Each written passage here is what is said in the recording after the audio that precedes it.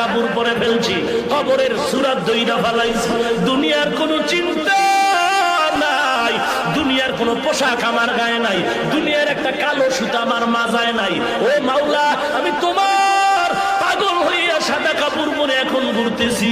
আল্লাহ ডাক দিয়া কয়, একবার তুই সফায় দৌড়া, আর একবার মারওয়ায় দৌড়াবি, আবার আমার অর্ডারে বান্দা মিনা মুজদালিফায় যাবি, আরাফার ময়দানে যাবি। তুই যদি যুক্তি দিয়া কও কাবার ঘরে নামাজ পড়লে 1 রাকাতে 1 লক্ষ, কিন্তু মিনায় গেলে মিনায় ময়দানে নামাজ পড়লে 1 রাকাতে 2 রাকাতেরও সওয়াব নাই, আরাফার ময়দানে 1 রাকাত নামাজ পড়লে 2 রাকাত নামাজের সওয়াব নাই, তাহলে ওখানে বইরা লাভ কি? আমি মক্কায় বয়া বয়া আল্লাহর সাথে লাইন লাগাই।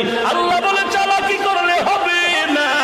ওরে বান্দা, তোর যুক্তি দিয়ে ইবাদত হবে না, ঈদ হবে না। আমি মাওলার গোলাম।